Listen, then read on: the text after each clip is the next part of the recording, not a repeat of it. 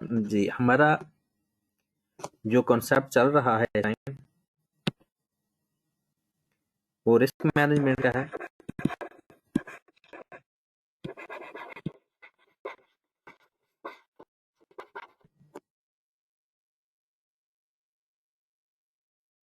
Risk management में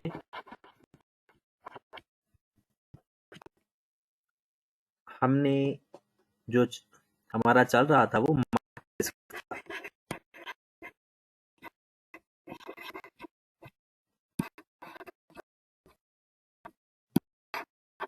market risk आपको पता है 3 तरह के होते हैं।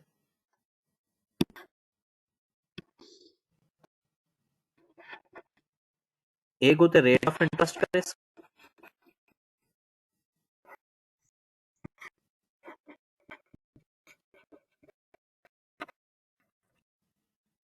एक होता है एक्सचेंज रेट,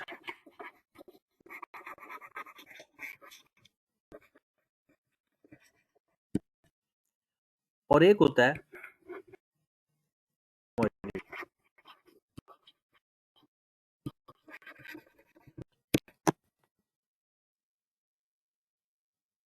हमने ये 2 डिस्कस कर लिए, हमारा ये रह गया commodity।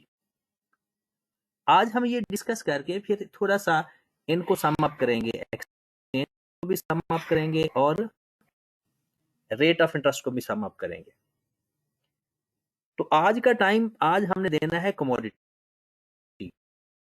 कमोडिटी मतलब क्या है ये आप सबको पता है। कोई भी चीज, कोई भी प्रोडक्ट, रेट ऑफ इंटरेस्ट होता है इंटरेस्ट रेट, एक्सचेंज रेट का मतलब है वो फॉरेन करेंसी का मसला सारा। लेकिन जो कमोडिटी होता है ना, वो कोई चीज है। हमारे सिलेबस में तो सेल करने से रिलेटेड है, लेकिन हमारा, हम दोनों से साइड से पढ़ेंगे जी। परचेज अगर फ्यूचर में करनी हो कोई कमोडिटी, तो उसका रिस्क कैसे मैनेज किया जा सकता है। किसी भी कमोडिटी के लिए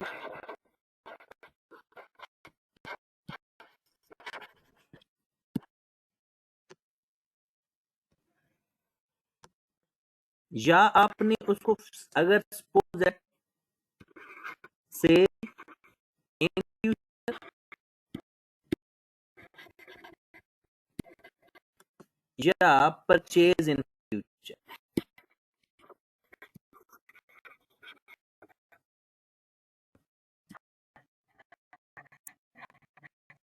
मतलब ये कि आपने कोई भी कमोडिटी, आपको लगता है कि कल फ्यूचर के अंदर, आज से 2 महीने बाद, 3 महीने बाद, 4 महीने बाद आपने सेल करनी है या आपने परचेज करनी है। अब प्रॉब्लम क्या है, अगर आपने फ्यूचर में सेल करनी है तो आपको एक रिस्क है। वो रिस्क क्या होगा, मतलब आपके पास कोई चीज ले ले, गोल्ड हो सकता है, वीट, शुगर, मतलब कुछ भी, कोई भी चीज, कोई भी प्रोडक्ट। आपको लगता है कि आप शुगर के प्रोड्यूसर हो, आपने शुगर प्रोड्यूस करके बेचनी है, और लेकिन शुगर आफ्टर 4 मंथ तैयार होनी है। अब आपको एक रिस्क है। वो रिस्क क्या है कि कल को कहीं शुगर की प्राइस कम ना हो जाए, ये एक रिस्क होगा। और परचेज के केस में सपोज दैट आपको लगता है कि आपने आफ्टर 4 मंथ या आफ्टर 3, आपने कोई कमोडिटी खरीदनी है, इस साल के तौर पर गोल्ड खरीदना है, और आपको, अब रिस्क क्या है, रिस्क है आप 3 महीने खरीद लेना के, बट क्या है, उसकी कीमत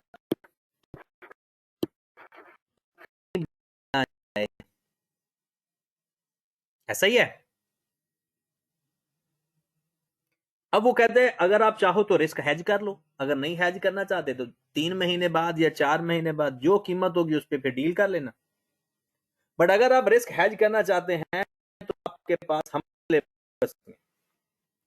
हमारे सिलेबस में 2 मेथड है रिस्क के, कमोडिटी के रिस्क को मैनेज करने के।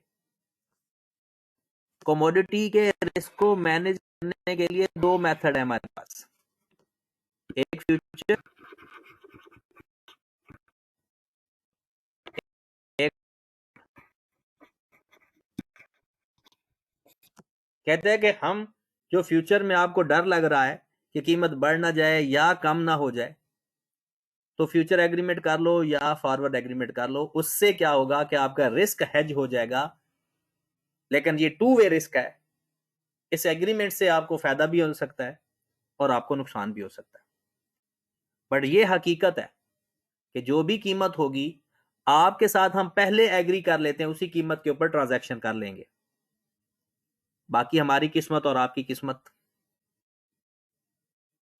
अब अगर वो कहता है जनाब फ्यूचर में और फॉरवर्ड में फिर फर्क क्या है वो आपको पता है,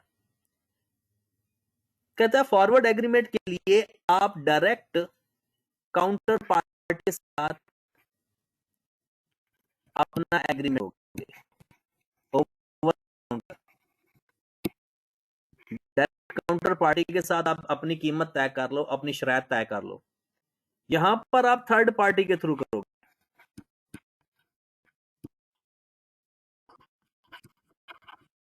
जिसे हम कहते हैं एक्सचेंज या एक्सचेंज। वहां पर तो फिर फॉरवर्ड के अंदर आपका डेट,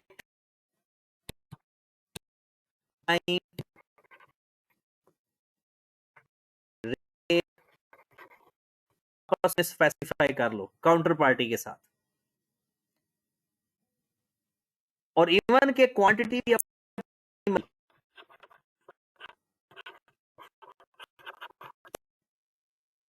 लेकिन जब आप किसी भी मीडियम के थ्रू करोगे, मतलब एक्सचेंज, स्टॉक एक्सचेंज के थ्रू करोगे या किसी थर्ड पार्टी के थ्रू करोगे, तो फिर आपका जो एग्रीमेंट है उसके अंदर एक पार्टी है, एक साइड पर एक पार्टी है, दूसरी पार्टी बैठी है। तो फिर ये शरायत तय होंगी, ये एक स्टैंडर्डाइज्ड कॉन्ट्रैक्ट होगा।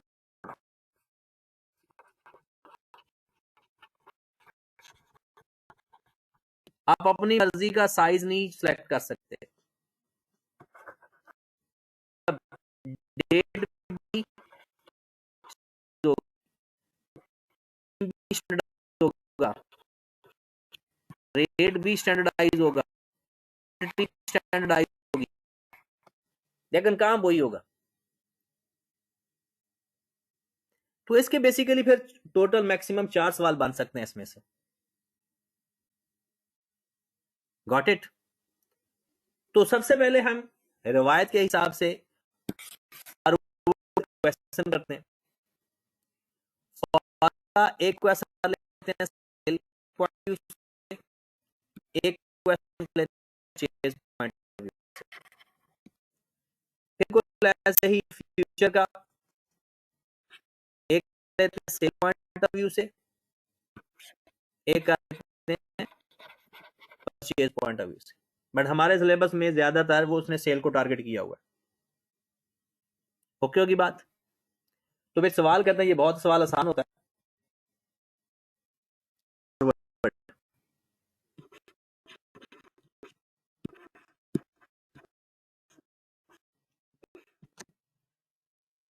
फॉरवर्ड के अंदर सपोज दैट हम एक सिनेरियो अज्यूम करते हैं कि suppose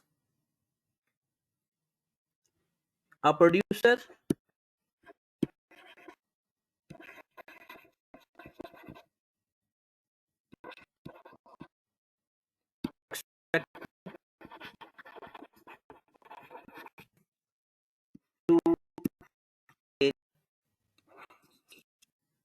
expected to sell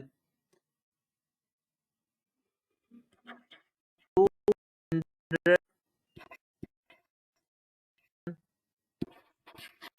to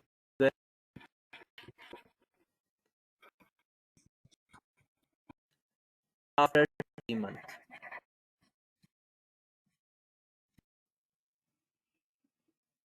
Current spot rate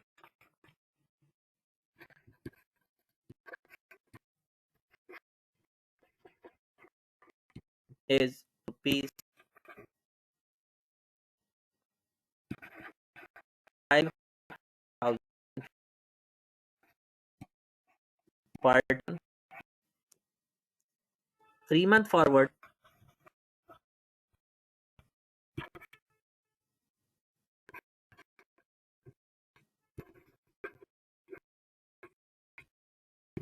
is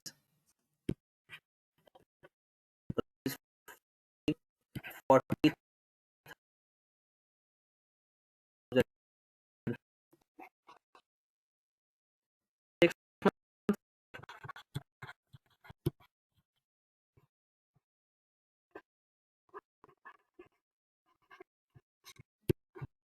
Is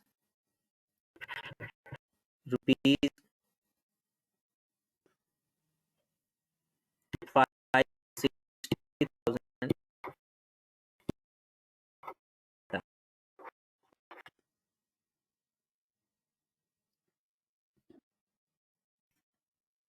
find का सवाल पार्ट बना लेते हैं. Find expected receipts after 3 months.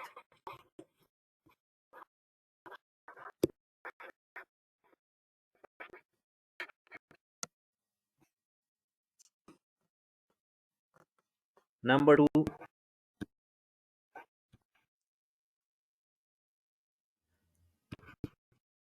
find expected receipts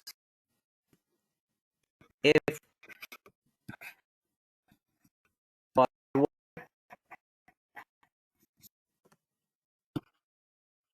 not and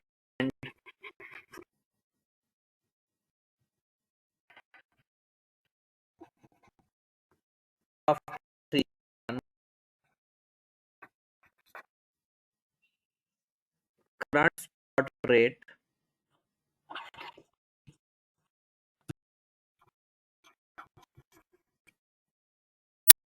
is rupees 520,000.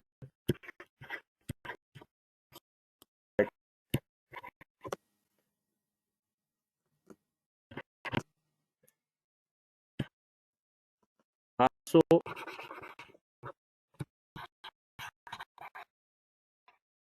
gain or loss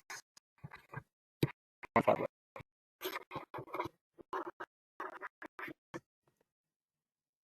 हाँ जी जनाब, ये हमारा क्वेश्चन है. एक प्रोड्यूसर है जिसको लगता है कि 200 टन शुगर वो आज के 3 महीने बाद सेल करेगा प्रोड्यूस करके, बट आज उसे ये डर है कि कहीं कल को रेट कम ना हो जाए, तो वो फॉरवर्ड एग्रीमेंट करना चाहता है. तो फॉरवर्ड एग्रीमेंट का रेट कौन सा इस्तेमाल होगा? करंट स्पॉट रेट नहीं इस्तेमाल होगा, 6 मंथ नहीं इस्तेमाल होगा, जितने मंथ का है उतने मंथ वाला रेट हम पिक कर लेंगे. तो समझो आपका ये आंसर तो हो गया. अगर वो 3 महीने का कॉन्ट्रैक्ट हासिल नहीं करता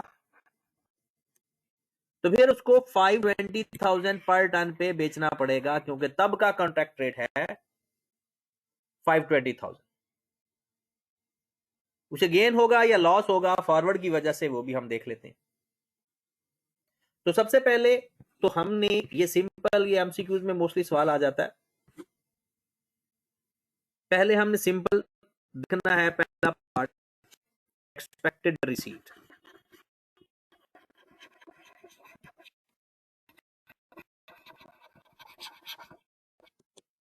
under forward 200 ton multiply by कौन सा रेट लेंगे, कौन सा रेट, 3 मंथ फॉरवर्ड, क्योंकि हमारा एग्रीमेंट इससे हुआ है, अब जो रेट मर्जी हो हमें यही रेट मिलेगा। जी जनाब, कितना आंसर आ गया? 108।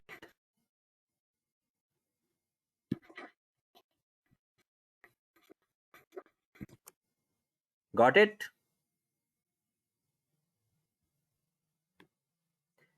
नंबर 2, expected receipt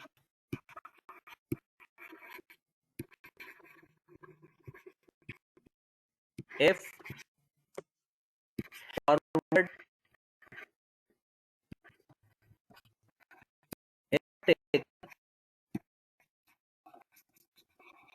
अगर फॉरवर्ड नहीं लेगा तो फिर एक्सपेक्टेड रिसीट कितनी होगी बताइएगा जरा। 2 फिर मल्टीप्लाई करूं?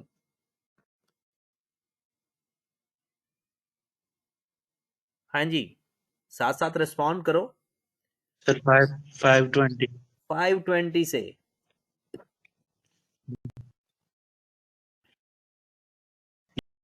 या 14000।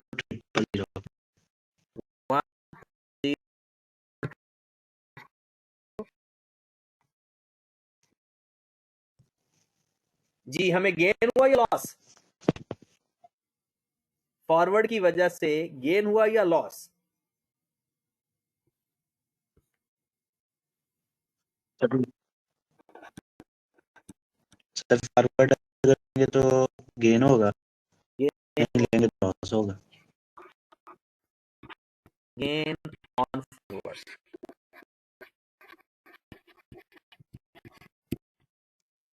जी जनाब, दोनों का जो डिफरेंस है वो हमारा गेन है। 400 था, 4 मिलियन, यानी 108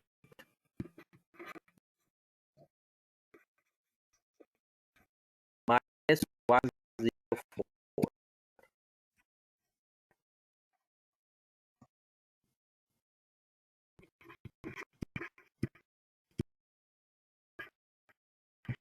जी हमारा आंसर आ गया। Got it? फॉरवर्ड बिल्कुल आसान होता है, चाहे रेट ऑफ इंटरेस्ट का हो, चाहे एक्सचेंज रेट का हो, यस सर। कमोडिटी का हो। अब हम अगला सवाल करते हैं, इसका एक परचेज का केस कर लेते हैं, फिर हम फ्यूचर पे जाते हैं जो थोड़ा के टेक्निकल हो सकता है।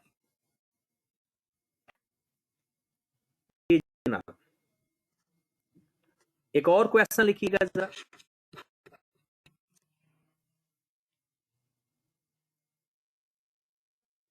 क्वेश्चन है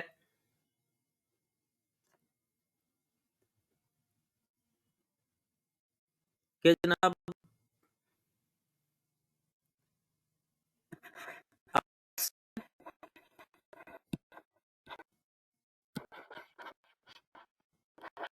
expected to buy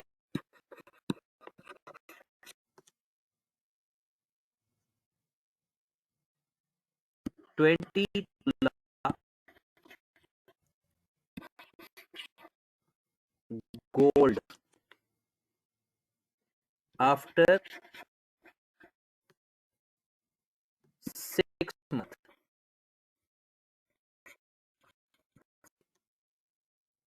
अब इसको डर क्या है कि 6 महीने बाद गोल्ड का रेट बहुत ज्यादा ना हो जाए।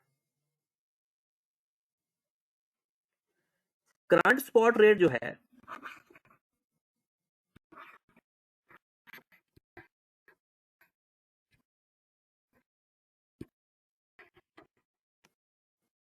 वो है ₹210,000 पर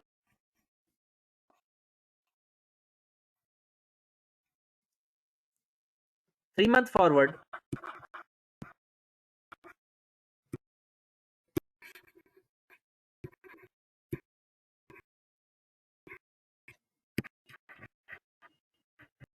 rupees 250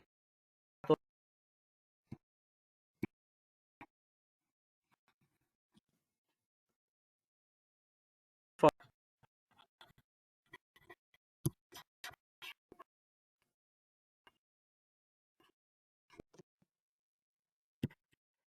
rupees per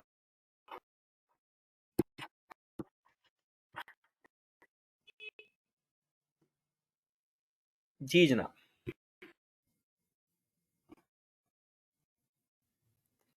find expected payments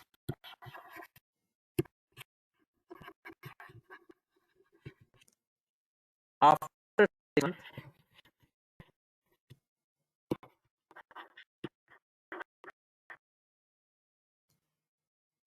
if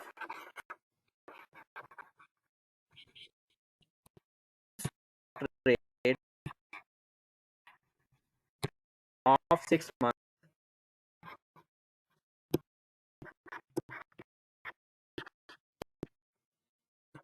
is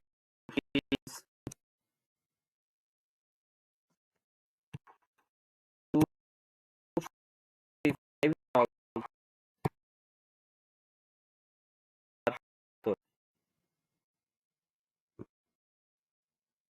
also find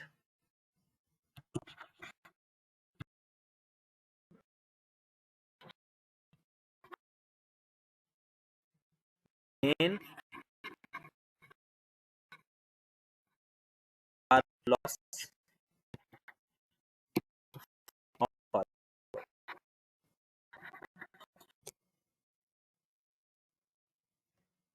हाँ जी जनाब, देखें इसको फिर। ये सवाल अगर आपको समझ लग जाए तो सवाल पढ़ते ही दिमाग में सॉल्यूशन का फ्लो बनता है। सबसे पहले हम फाइंड करेंगे एक्सपेक्टेड पेमेंट।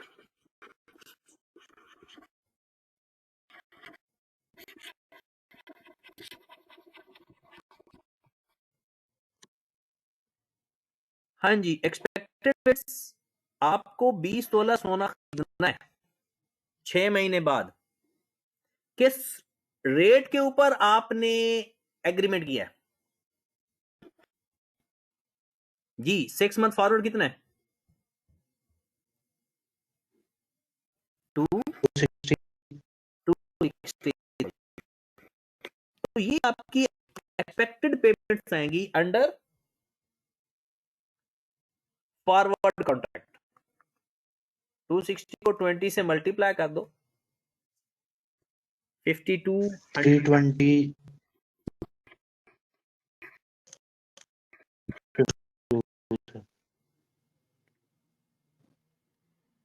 क्या गेन हुआ लॉस?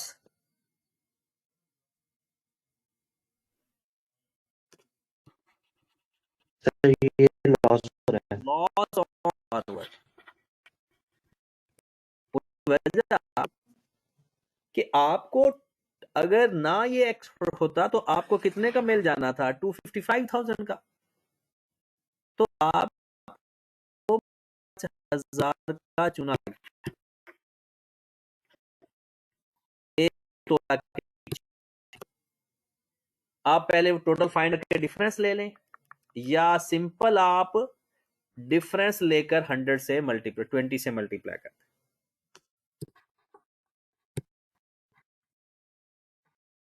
आपको फॉरवर्ड की वजह से नुकसान होगा।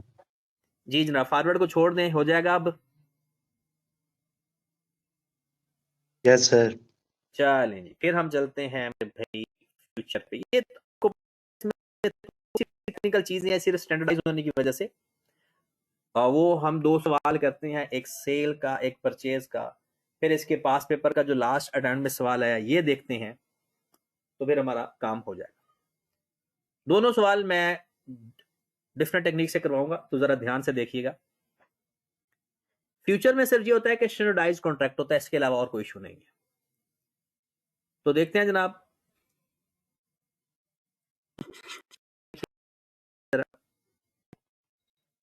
आप producer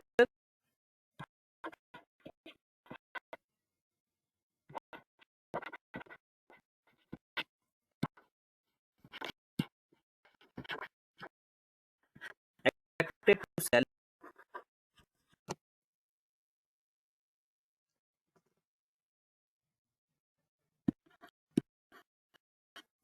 $50.8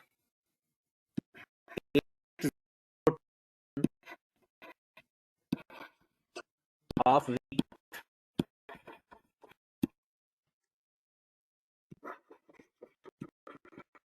after 3 months.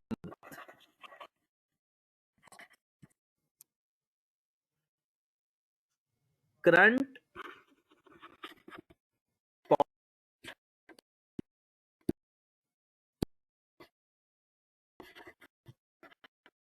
is rupees 200,000 per.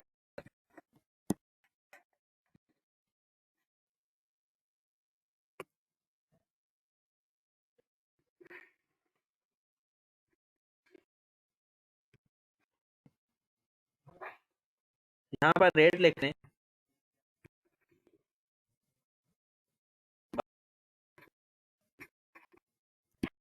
और सेल का, हाँ जी, बाय का रेट लिख लें, goes to 10,000,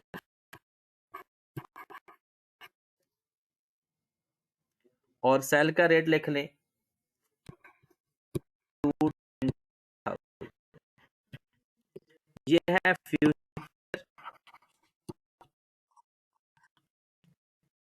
3 month rate.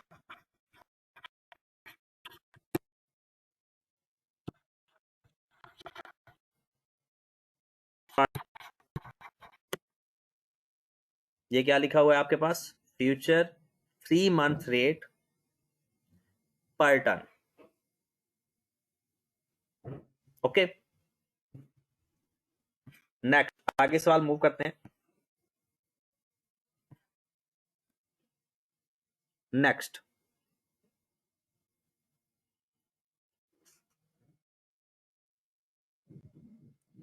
Find number 1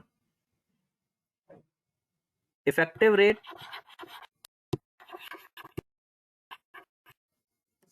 पर ton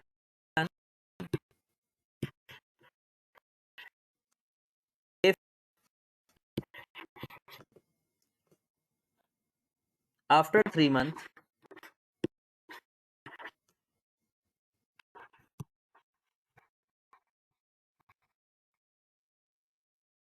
future rate is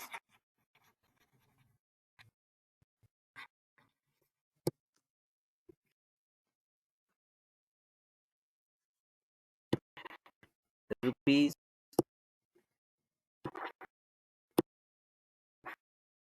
10 and spot rate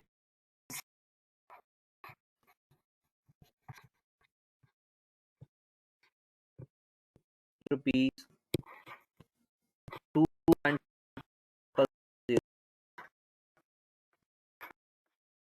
per ton.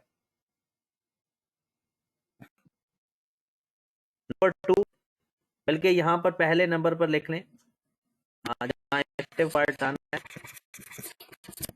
ये आप ना ऑप्शन 2 बना लें, मैं पहले एक्टिव रिसीट लिख लें,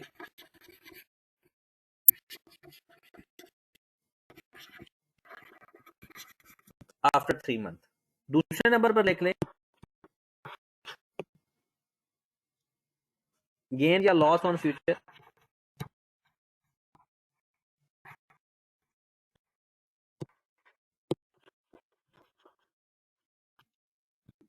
और तीसरे नंबर पर लिख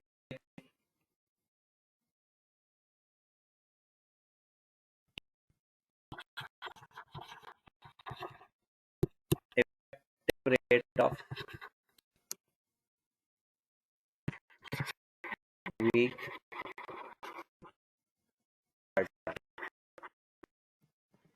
अगर आपको याद होगा तो हम ये फ्यूचर में ऐसा ही करते हैं सवाल सारे, चाहे एक्सचेंज रेट का सवाल हो, चाहे रेट ऑफ इंटरेस्ट का सवाल हो, जो इस दफा बहुत ज्यादा एक्सपेक्टेड है कि रेट ऑफ इंटरेस्ट का सवाल है फ्यूचर में। फ्यूचर कॉन्ट्रैक्ट का रेट ऑफ इंटरेस्ट का इस दफा इस अटेम्प्ट के लिए बड़ा इंपॉर्टेंट है जी। यहां तक ओके है सब कुछ। सवाल एक दफा दोबारा पढ़ लें, फिर मैं इसके आपको स्टेप लिखवा देता हूं जी। पहला सवाल के आपने, पहला स्टेप, आपने कितनी कमोडिटी को हेज करना है। दूसरा स्टेप, आपका वो जो नंबर ऑफ कॉन्ट्रैक्ट फाइंड कर लें। यहां पर मैं स्टेप लिखता जाता हूं। Step number,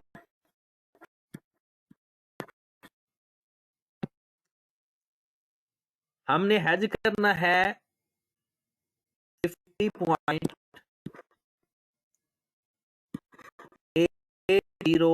ton to hedge.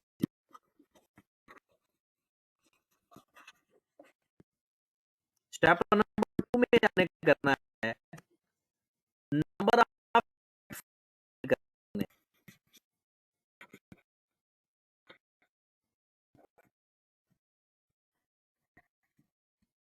और इस करने लगे हैं कि आप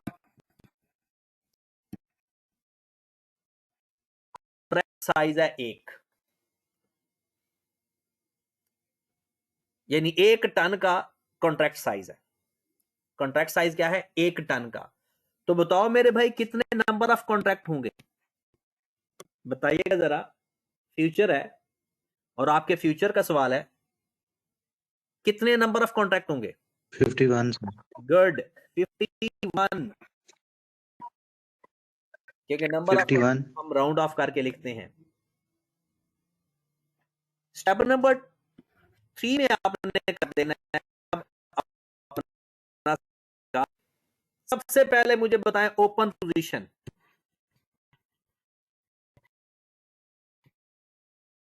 फ्यूचर है, फ्यूचर सेल है या फ्यूचर बाय है? जी जनाब, सर फ्यूचर बाय होगा। फ्यूचर बाय होगा। मतलब आप जरा देखिएगा, मैं चाहता हूं यस सर। कि मैंने ना 3 महीने बाद ना गंदम बेचनी है, मुझे डर है कि कल को रेट कम ना हो जाए, तो आज ही मैं खरीद लूं या आज ही बेच दूं? आज बेचेंगे। कल को रेट कम ना हो जाए, यही डर है ना, या रेट बढ़ने का डर है? जी सर, कम होने का। कम, सेल करनी है, कम होने का डर है। तो मुझे आज ही सेल कर देना चाहिए फिर, या आप बाय कर ले? यस सर, आज सेल कर देना चाहिए सर। आज सेल, तो ओपन पोजीशन फ्यूचर, ये चीज बात इसके अंदर होती है। ओपन पोजीशन सेल फ्यूचर, तो फिर क्लोज पोजीशन क्या होगी?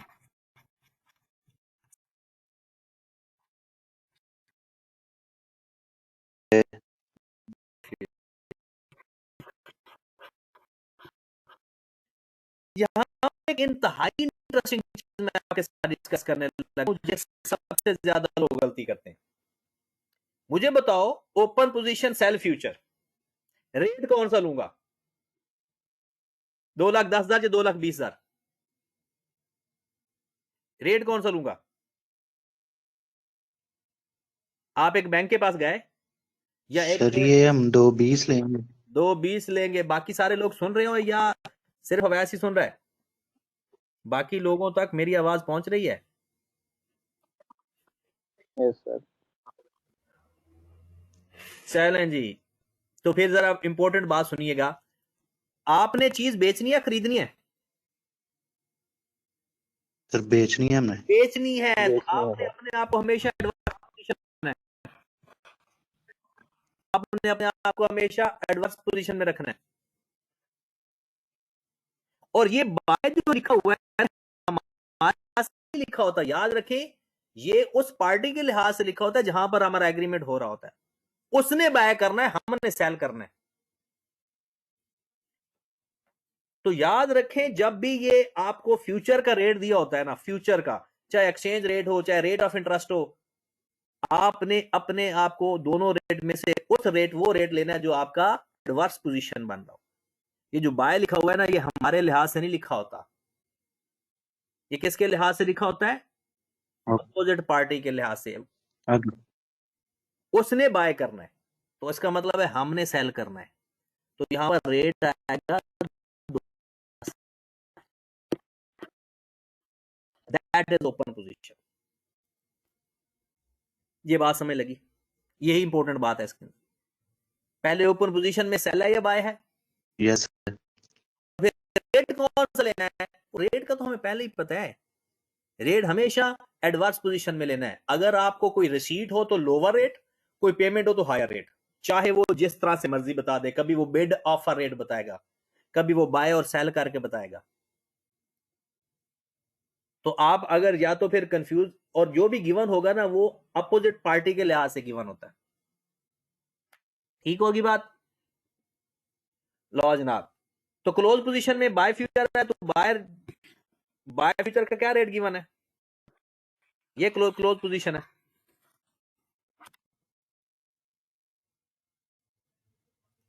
क्लोज पोजीशन रेट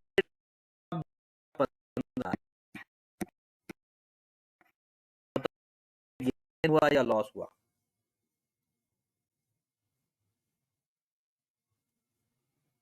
बाय में लॉस हुआ, ज्यादा पे खरीद रहे हैं कम पे बेच रहे हैं। हाँ जी, 2,15,000 का बाय, 2,10,000 का सेल, तो लॉस ऑन फ्यूचर।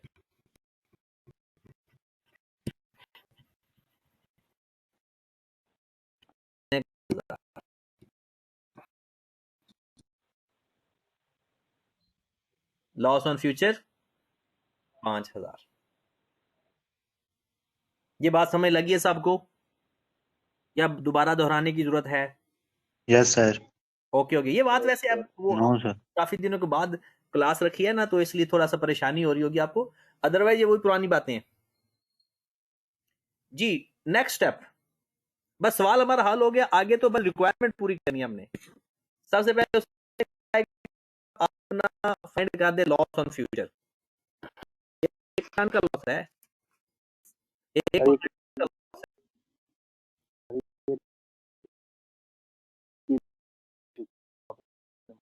सॉरी आपकी आवाज नहीं आ रही मेरे पास। जिसने भी बोला है ना दोबारा बोले। सर मैं कह रहा हूँ कि कोई बच्चा कह रहा था कि समझ नहीं आई। अच्छा, तो वो मुझे तो आवाज नहीं पहुंची। वो कौन बच्चा है बता सकता है? मैसेज कर दो यार, मैसेज कर दो। आवाज तो मेरे तक किसी बस आवाज की सही आती है, रेहान की भी मर मर के आती है जी। कोई भी बात किसी को ना समझ लगे वो व्हाट्सएप भी कर सकता है किसी भी तरह से, बस मेरे तक मैसेज पहुंचाए ताकि मैं उसको दोहरा दूं। ठीक है, चलें जी।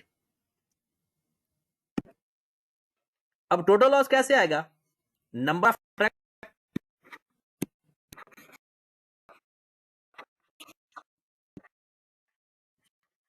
मल्टीप्लाई लॉस पर लॉस या गेन पर नंबर ऑफ कॉन्ट्रैक्ट हमारा 51 है, मल्टीप्लाई हमारा। तो बताइएगा जरा 51 मल्टीप्लाई बाय 5,000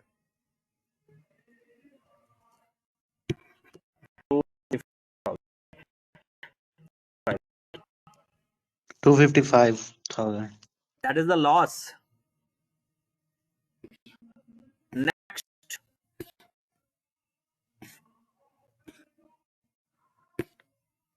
नेक्स्ट है जनाब एक्सपेक्टेड रिसीट्स। सबसे पहले है रिसीट्स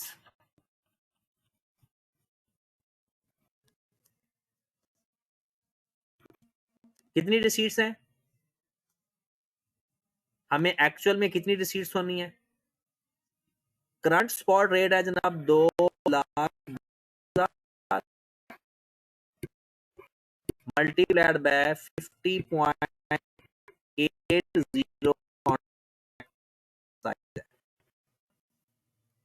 ये बेसिकली हमारा कॉन्ट्रैक्ट हुआ। सॉरी, कॉन्ट्रैक्ट के बगैर देखते होते हैं पहले।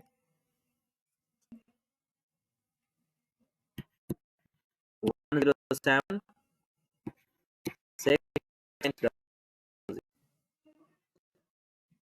मुझे बताओ ये जो लॉस है ये मैं प्लस करूंगा या माइनस करूंगा? रिसीट्स हैं।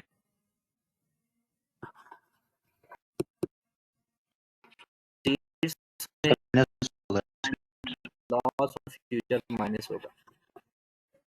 अगर ये पेमेंट होती तो मजीद लॉस प्लस हो जाता उसमें, तो ये माइनस कर दूंगा 255,000।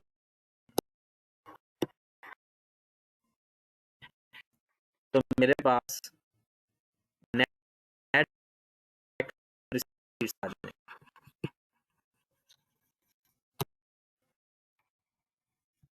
इफेक्टिव रिसीट भी मैं कह सकता हूँ।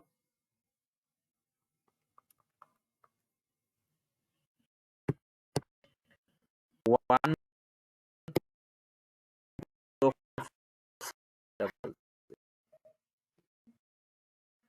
अब माफ का रह गया, मुझे इफेक्टिव रेट पर टन बता दें।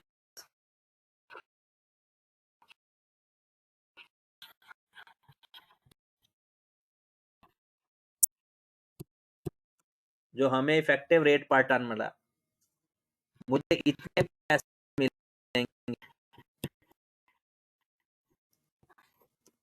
कितनी वेट के बदले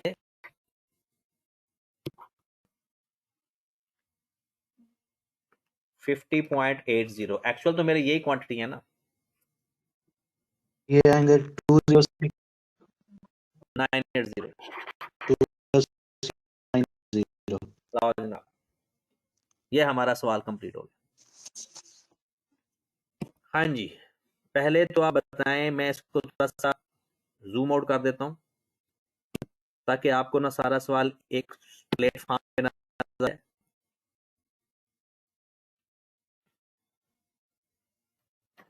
जी जनाब, अब इस सवाल को भी देखें और जवाब को भी देखें।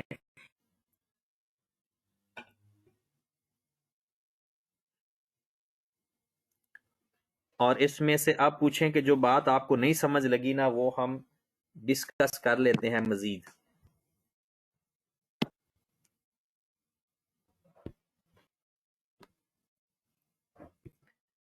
चाहे तो स्क्रीनशॉट ले ले या फिर वैसे ही कर ले।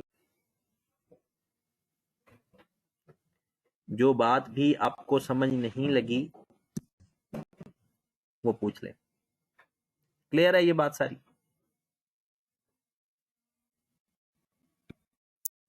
Yes sir, clear. वैसे तो ये सेल वाला ही हमारे सिलेबस में है, बट हम एक परचेज वाला भी सवाल कर लेते हैं ताकि ये सारी चीजें हमारे दिलो दिमाग में बैठ जाए। चलें जी, एक सवाल देखते हैं फिर।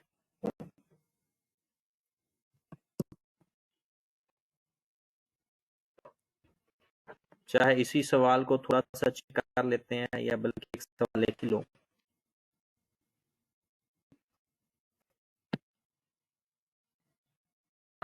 जी जनाब,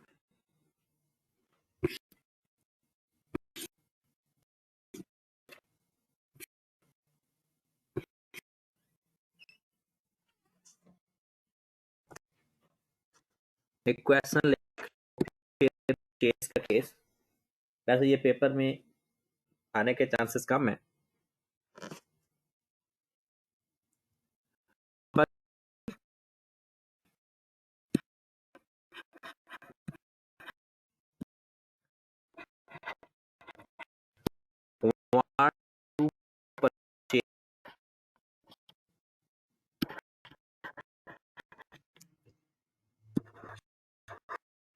3.60 ton sugar after 6 months.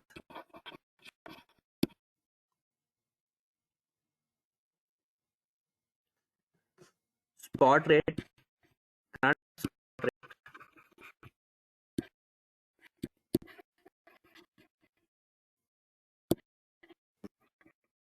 rupees 400,000 per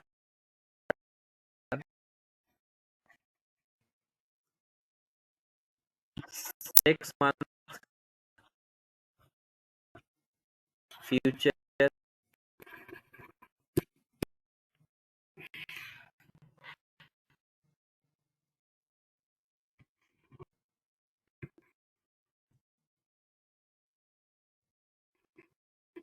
buy sell 4,20,000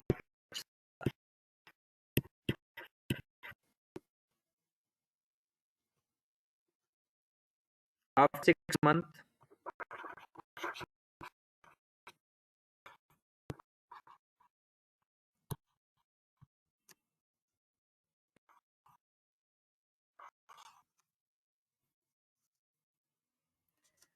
Spot is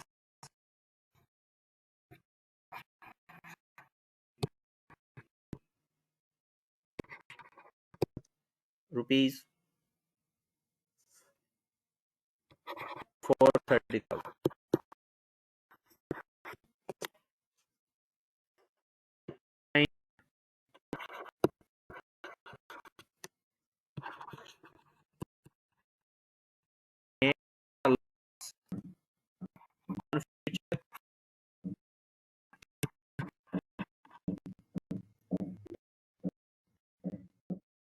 But expected damage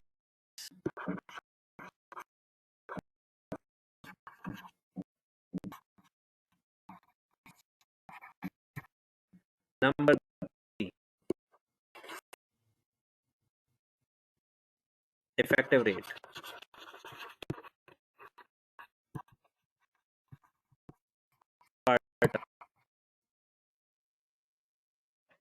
जी मेरे भाई,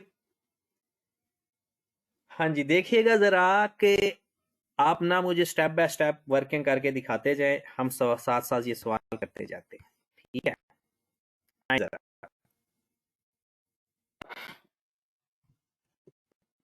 पहला step,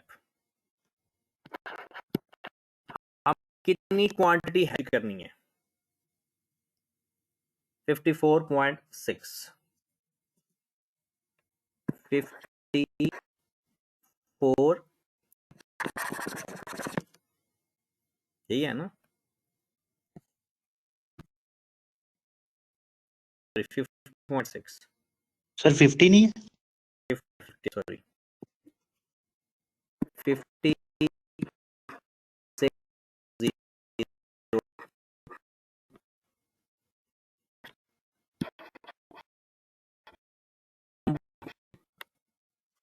number of contract find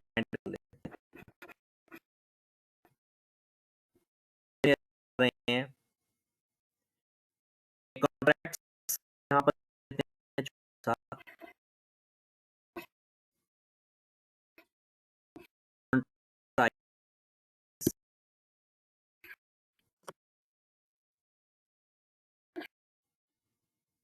is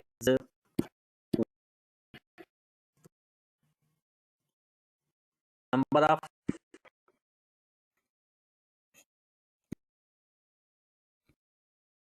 step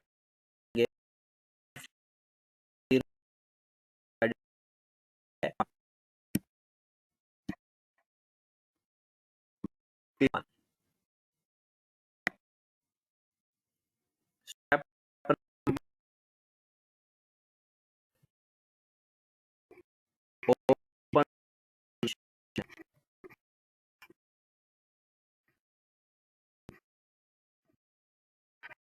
जी जना बताएं, ओपन पोजीशन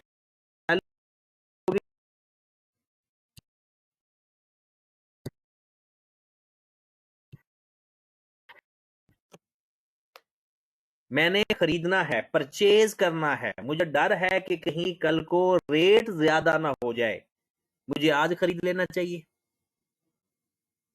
क्योंकि कल को बढ़ने का डर है ना, कि रेट कहीं बढ़ ना जाए। तो मैं क्या करूंगा, फ्यूचर कर लेता हूं आज ही, फ्यूचर हम ओपन पोजीशन बाय और हमारी हो जाएगी फ्यूचर। यहाँ पर आप लोगों के लिए एक इम्तिहान है, ये लोगों के लिए एक इम्तिहान नहीं है। मुझे बताओ पोजीशन का रेट कौन सा, 4,20,000 या 4,25,000? जी, कौन सा रेट लेना है? सर पेमेंट करनी है ज्यादा ज्यादा बाय करना है ना, तो महंगा खरीदेंगे। पेमेंट करनी है सर वो है ना, उसके लिहाज से दिया हुआ है जिसके साथ हमारा एग्रीमेंट होने जा रहा है, उसने सेल करना है, हमने बाय करना है। और वैसे भी हमारे लिए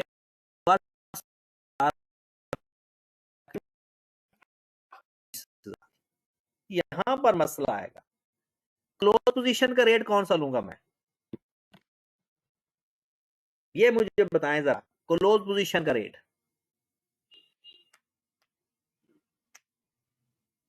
आवाज नहीं आई अभी तक?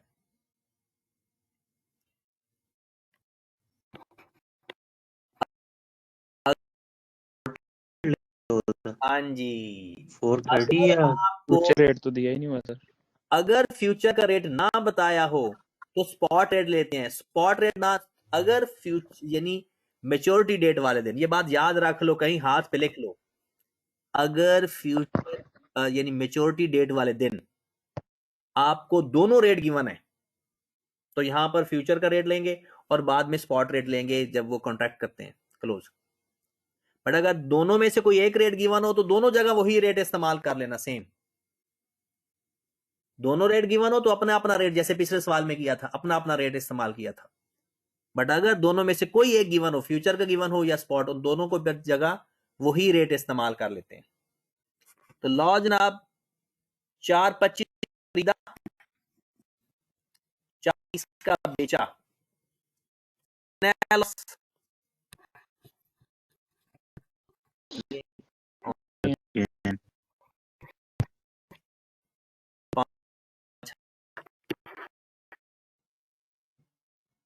Got it. अब उसके बाद प्रोटीन,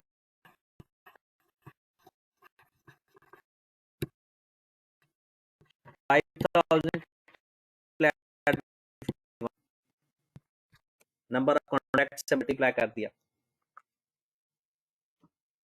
51 को 5,000 से मल्टीप्लाई कर देंगे, 255 255। अब हमारे पास आ गया एक्सपेक्टेड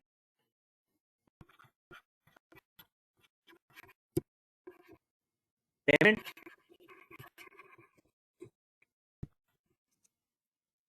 हाँ जी, टोटल पेमेंट हमारी होगी जनाब, हमारा रेट कितना है जो हमने पेमेंट बेसिक करना है,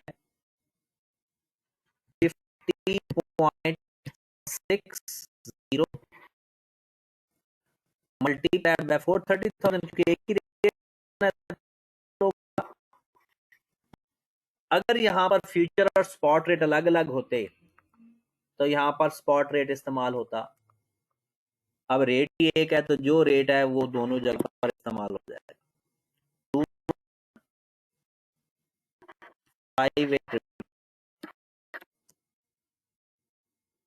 मुझे बताओ, ये पेमेंट है,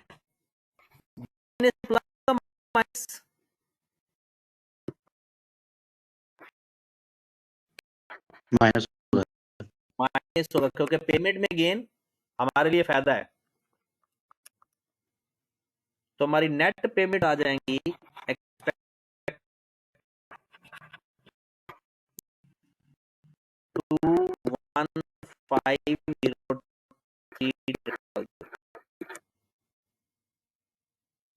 और इफेक्टिव रेट भी बता दें फिर।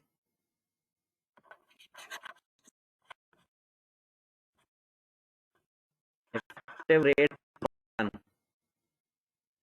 2150 डिवाइडेड बाय हमारा कॉन्ट्रैक्ट का साइज है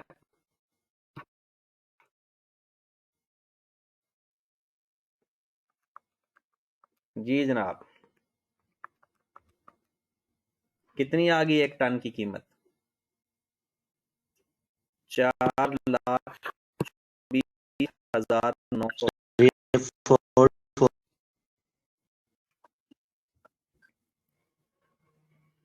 हाँ जी 960। थोड़ा जूम आउट कर देता हूँ ताकि आप देखें।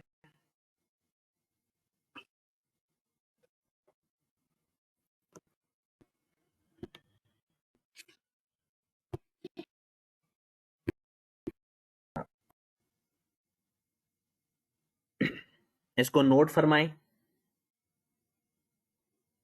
और हजम करें इसको।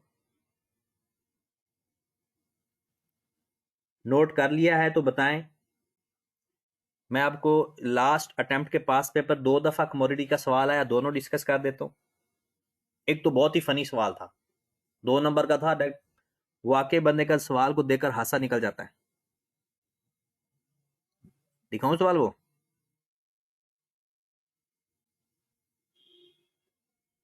यस सर दिखाएं। चले नोट हो गया ये सवाल। चले आए फिर आ जाए जरा। ये सवाल आया लास्ट अटेम्प्ट में, 8 नंबर का सवाल है।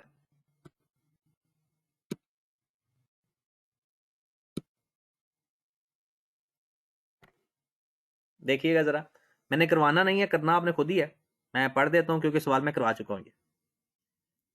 Unity rice trader estimate that it will have 25.59 metric ton of rice available for sale।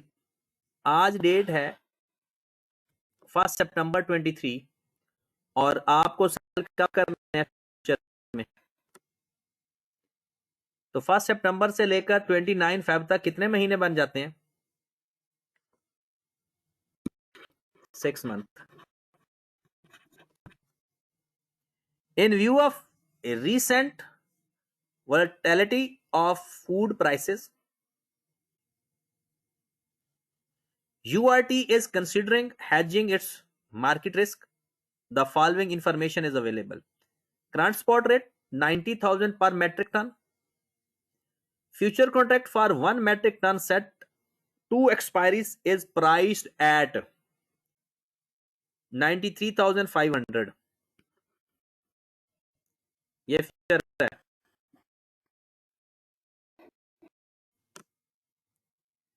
The term forward contract, forward में उसने का रेट भी दे दिया और सेल का दे दिया। बताओ हम कौन सा रेट लेंगे? फॉरवर्ड के अंदर हम कौन सा रेट लेंगे? हमने सेल करने हैं, कौन सा रेट लेंगे सेल तो करते? सर ये बाय वाला लेंगे 93।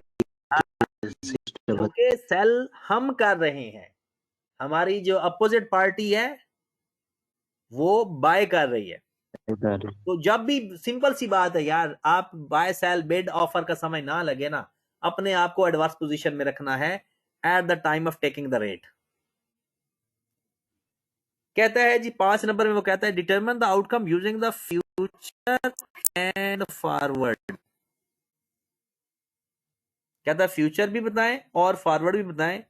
Assuming the spot rate on 29 Feb is 87,500। Clear होगी बात? ये 5 नंबर का सवाल था जनाब। उसने कहा फॉरवर्ड से भी कर दें, फ्यूचर से भी कर दें। फॉरवर्ड से करेंगे वो तो मैं यहां पर ही आपको कर देता हूं। वो कहता है डिटरमाइन द आउटकम। आउटकम मतलब कि एक्सपेक्टेड रिसीट। आउट का मतलब के एक्सपेक्टेड रिसीट। तो मुझे बताएं, फॉरवर्ड तो हो गया समझो, इधर ही कर देता हूं फॉरवर्ड। हाँ जी, कॉन्ट्रैक्ट मेरे याद रखें, फॉरवर्ड के अंदर कॉन्ट्रैक्ट जो है एज इट इज ले लेते हैं, इसमें राउंड ऑफ नहीं करते, वो फ्यूचर में होता है स्टैंडर्डाइज। फॉरवर्ड डायरेक्ट हो जाता है, वो any amount any time any rate multiplied by 936, ये फॉरवर्ड का आंसर आ जाएगा हमारा, यानी 25.59 मल्टीप्लाइड बाय 93600 2395।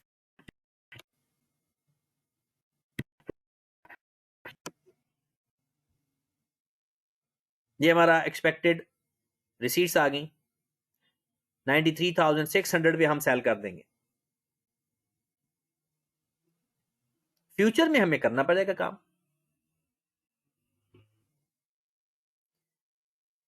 हाँ जी, फ्यूचर के लिए हमारा ओपन पोजीशन ये है 93 और क्लोज पोजीशन 87,500,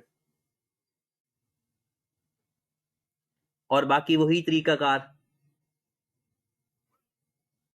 यहां पर हम लिख लेते हैं, बल्कि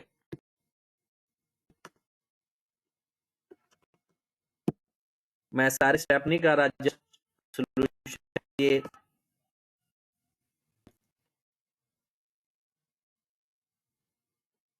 जी जनाब। ओपन पोजीशन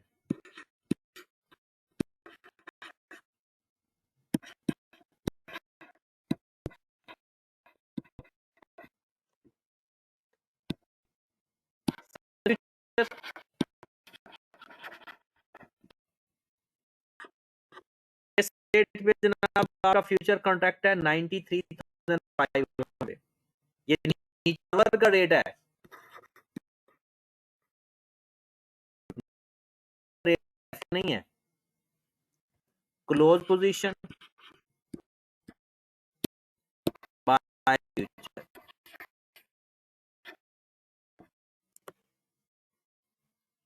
ये देखें एंड पे स्पॉट किया हुआ है, लेकिन हम यही रेट लेंगे 8।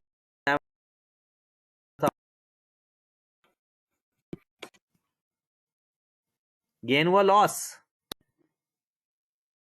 गेन हुआ लॉस, गेन आ रहा gain 6,000 gain, gain total gain किस पर आ जाएगा,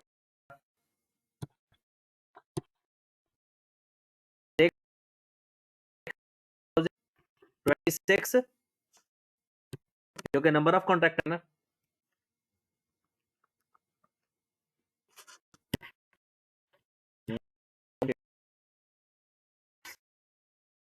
$156,000।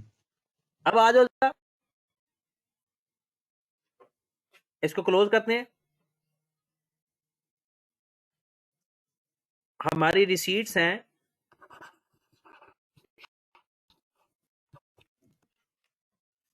हमारा कितना था 50,25.59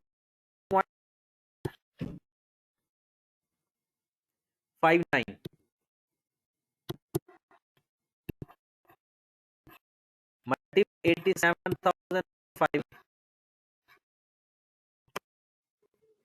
कितनी अमाउंट आ जाएगी 25.59 मल्टीप्लाइड बाय 87,500,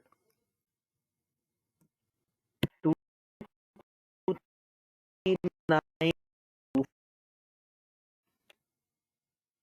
रिसीट्स आ गई। फिर गेन है,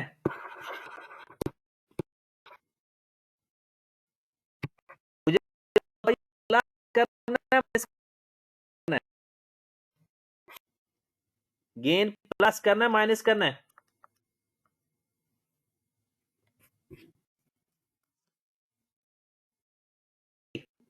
प्लस ही कर रहे हैं।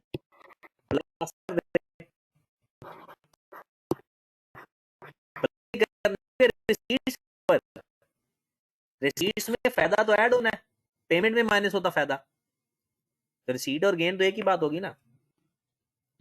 यस सर, प्लस ही नहीं, हम वैसे ही फाइंड कर रहे हैं, आदत पड़ गई है ना हमें, तो हम रेट फाइंड कर लेते हैं। 935 ये इफेक्टिव रेट आ गया। क्लियर होगी बात? Challenge yes sir.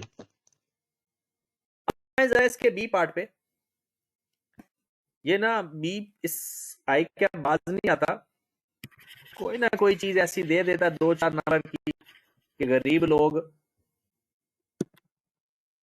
50 से के नीचे रहे कहीं।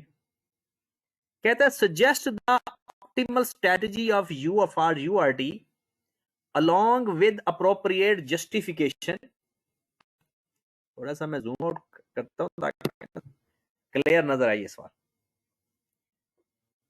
In the event of spot price forecast rise to PKR 102,000, कहते आप सिर्फ इतना बताएं कि अगर रेट होता मैच्योरिटी डेट को 102,000 तो क्या उसको हेज करना चाहिए या नहीं, बस इतना बताएं। पहले हमने सेल करना है और हमें इफेक्टिव रेट पड़ रहा है, हमने देखा है 93,000 समथिंग। कहता अगर 1,02,000 रेट होता एक्सपेक्टेड फोरकास्टेड, तो क्या आपने हमें हेज करना चाहिए था या नहीं? सर नहीं करना चाहिए। करना चाहिए था। Good one. अगली बात कहते हैं what could be the reason that might prevent the execution of the optimal strategy. कहते हैं कोई जस्टिफिकेशन दें कि आप 1,02,000 को ठुकरा के फिर भी आप हेज करो, तो उसकी जस्टिफिकेशन सुन लें। पहली बात कि ये जो 1,02,000 है ना, एक्सपेक्टेड है, रियल नहीं है। क्या है? एक्सपेक्टेड रेट है, रियल तो नहीं है। अभी तो हम खड़े हैं ना, 6 महीने बाद हमने लगता है 1,02,000 हो जाएगा। तो पहली जस्टिफिकेशन की हेज कर लें कि it is not a real rate, it is an expected rate. और अगली बात क्या लिखेंगे? It may be the rate is less than the actual rate. तो इसलिए तो हम हेज करते हैं, पता है ना हम हेज क्यों करते हैं? कि जो हमने सोचा होता है उससे रेट कम या ज्यादा ना हो जाए। तो इसलिए हमारा जो रिस्क होता है, जब हम हेज कर लेते हैं हमारा रिस्क कम हो जाता है, तो इसलिए हम हेज करते हैं। तो ये हमने 2-3 रीजन बतानी है कि हम हेज क्यों कर किया। लगता है 1,02,000 हो जाएगा, तो हमने कहना है कि लगता है 1,02,000 हो जाएगा, but it is not actual rate. दूसरी हमने रीजन देनी है कि it is probable it might be rate become lower than the current spot rate. और तीसरा, to avoid the risk of fluctuation we will has the amount of जो भी amount ऊपर गिवन है। ये सवाल वो नहीं था जिससे बंदे का हादसा निकलता है। अच्छा, इसके ना मैं आपको एग्जामिनर कमेंट्स पढ़ा दूं जनाब। इसमें से 36% लोगों ने पासिंग मार्क्स लिए हैं,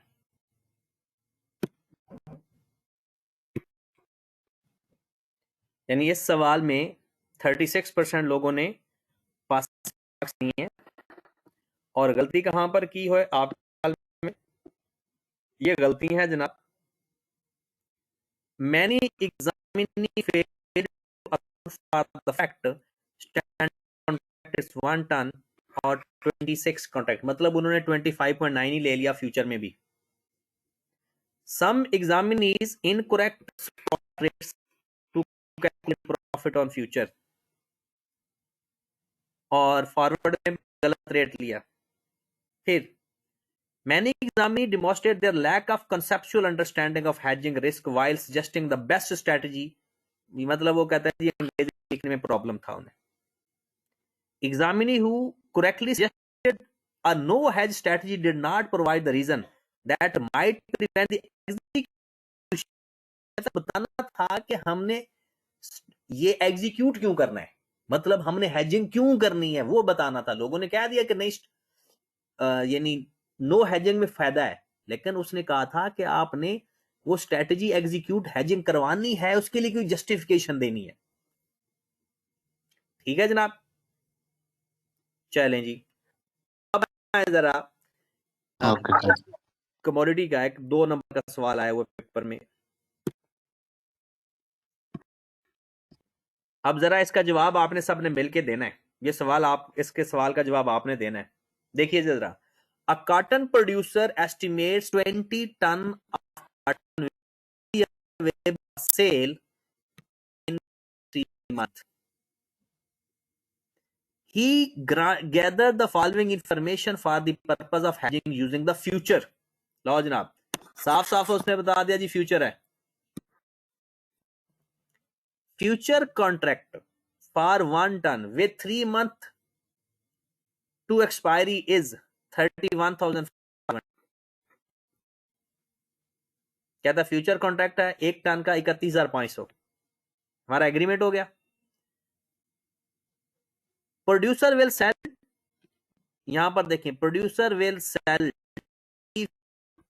futures at the rate of 31,500 as the standard price is 1 ton. After 3 months, price of cotton is expected to 2,500.